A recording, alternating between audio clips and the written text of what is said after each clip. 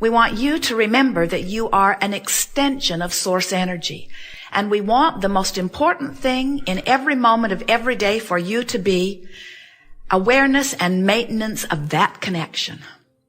Because when you are aware and deliberately maintaining that connection, which is what we're talking about, allowing that connection. When you are maintaining, tending to that connection, you're thriving. You're clear-minded, you're joyous, you're healthy, you're sure-footed, you're confident, you're eager, you're passionate, you're in love with life. You are who you are. So when you feel frustrated or overwhelmed or afraid or angry or depressed, those emotions don't mean you're bad. They don't mean you're wrong.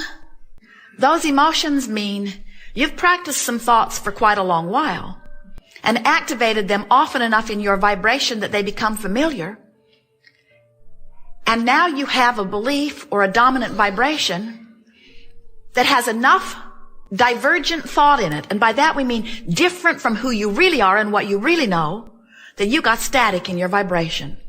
So you're pinching off your connection to the well-being that is flowing to you that you just can't hear. It's like electricity flowing through the walls of your house, but if you don't plug into it, your toaster doesn't work. And if you don't find a way of connecting to the source energy that is flowing to you at all times in a dominant way, then you are doing less than thriving. And it is your intention and your legacy and your right to thrive. You knew when you came into these bodies that there would be plenty of things, plenty of variety, a smorgasbord on all topics for you to choose from. And you knew that you would be looking around and that you would be discerning your own personal preferences. But your plan was then, and still is, to look around until you figured out what it was you preferred, and then your plan was to give your undivided attention to what you prefer, because you understood that that's the way you train your vibrational alignment with what you prefer. And when you do that, it comes to you. Have you ever known someone who you knew was so wrong-headed, you knew that they were not based on what you thought was moral or appropriate behavior, and yet their life still continued to work, they still continued to win? You know why? They don't listen to the other side of the argument and mix up their vibration. They focus upon what they want. They hold themselves in alignment with that, what they want. They send only one signal about what they want, and the universe delivers to them what they want. And it doesn't matter how many others stand back and claim injustice, unfairness, foul play, inappropriate. The law of attraction always answers your vibration. And it doesn't have anything to do with what anybody else is doing or what anybody else thinks about what you're doing, unless you change your vibration because of what they think about what you're doing. That's why a variety of medical remedies can work differently on different people. That's why there's not one cure that always works. That's why a variety of religious intentions works for different people. There's not one truth or one religion that is appropriate. So it is your job as an extension of source energy to line up with that which you are an extension of. And you can tell by the way you feel how you're doing about that. So you have within you an emotional guidance system. Emotions that range all the way from passion and joy and appreciation, all the way to despair, all the way to depression. We want you to feel with us for just a moment that no matter what name you give or label you give these emotions, there is passion and appreciation and love and joy and knowing. There is believing. There is hoping to believe. There is optimism and there is pessimism. There is frustration and overwhelmment. There is discouragement. There is fear and there is anger. There is anger and there is fear. It depends upon what you're angry about, where it falls on the equation. But fear is a very deep resistance emotion. And then there is that feeling of despair or depression. And we want you to notice that as you move up or down this emotional scale, that on the end that feels wonderful is the knowledge of empowerment. That's where the perception of freedom is. And on the other end of the scale, where despair and fear and depression are, that's where there is a perception of absence or loss of freedom or empowerment. When you feel an emotion like fear, can't you feel that in that fear there is the perception of powerlessness? We really want you to notice that that's what emotions are about. You are empowered beings, but when you perceive that you have not power, then you begin to feel fear. And what happens to so many people is because they are not really aware of this emotional meter, and they are not aware that they can take an emotional journey in a matter of seconds or minutes and change their vibrational attitude and point of attraction, and therefore change what's manifesting in their experience. Because so many people have forgotten that, don't remember that, or have taught themselves something very different from that as they have attempted to please others in this physical body. What begins to happen is that large segments of your population, which just means a lot of individuals who become mass consciousness, come to believe that the way they control the way they feel, which is important to every one of them no matter what they say, the way they control the way they feel is by trying to change the circumstances that affect them when they focus upon them. When you look at something that makes you feel good, you say, yeah, I'd vote for that. But when you look at something that makes you feel awful, you say, we've got to do something about that. We've got to get rid of that. We have to change that. We have to take that out of our society or get that off of the face of this earth. And what we're wanting you to remember as we're rampaging through this glorious day together is that you will never find your freedom through attempting to control the behavior of others, because you can't do it. You can't even control your wife. You can't control your kids. You couldn't control your parents when you were kids trying to control your parents. Teachers can't control their students. Employers can't control their employees.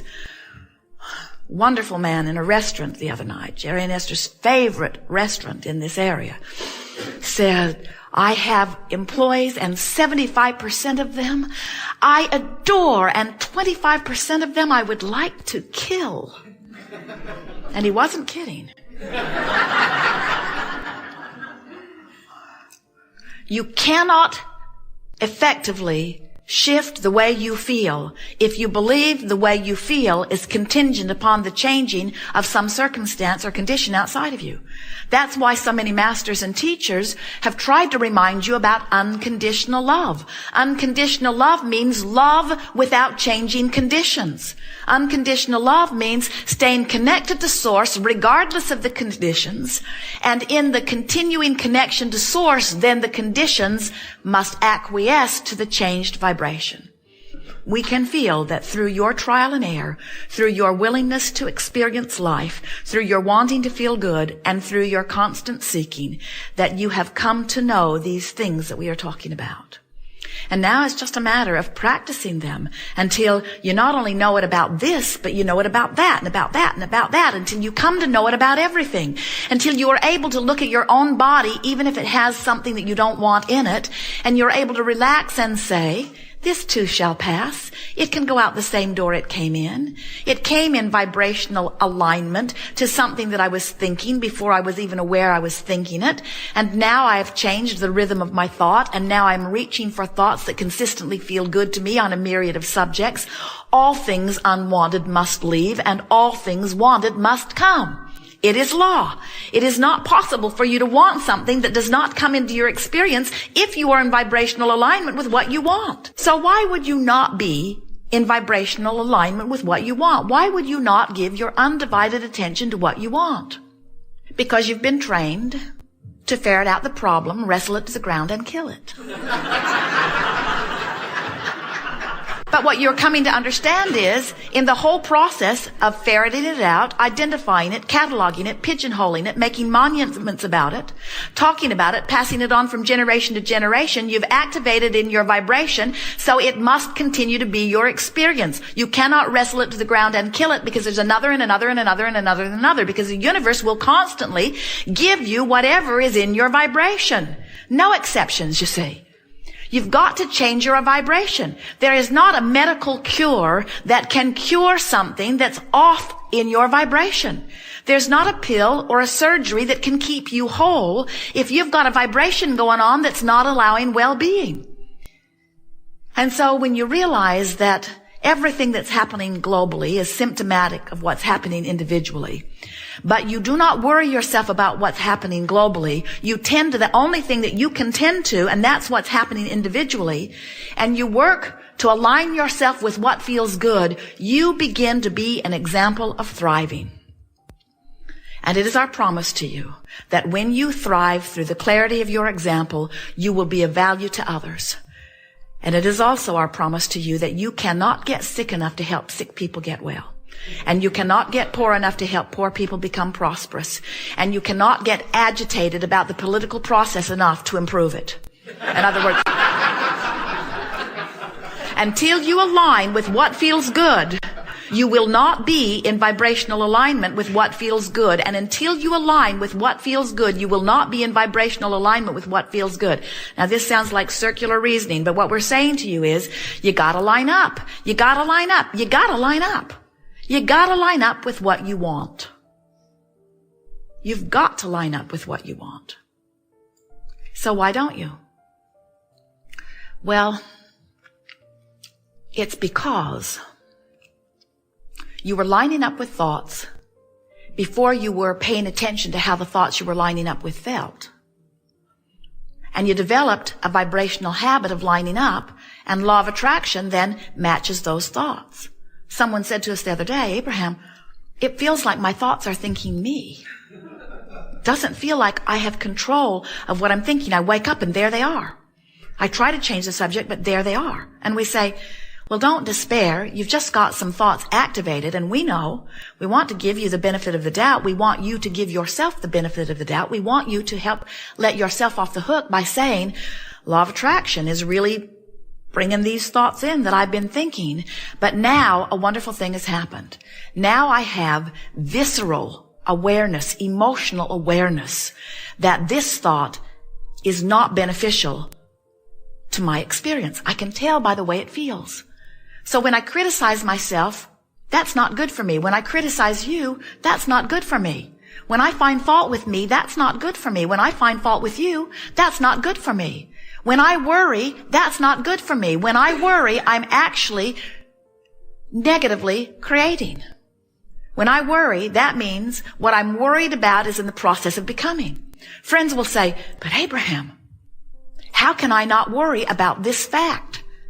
And how can I not give this fact, this truth, this evidence my attention?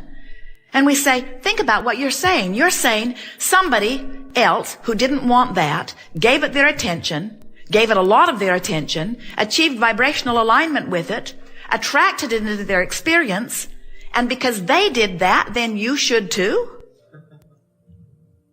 If we were standing in your physical shoes, we'd be very particular about what we give our attention to. But we wouldn't go about it by monitoring thoughts. We would go about it by deciding that nothing is more important than that we feel good. And then by little, thought by thought, day by day, subject by subject, reaching for the best feeling thought that we could find in the moment. Joseph Campbell, magnificent teacher, gave you the best words that have ever been spoken on this subject of lining up with source energy and creating your own reality in a way that would please you. He said, follow your bliss. And we say, perfect guidance.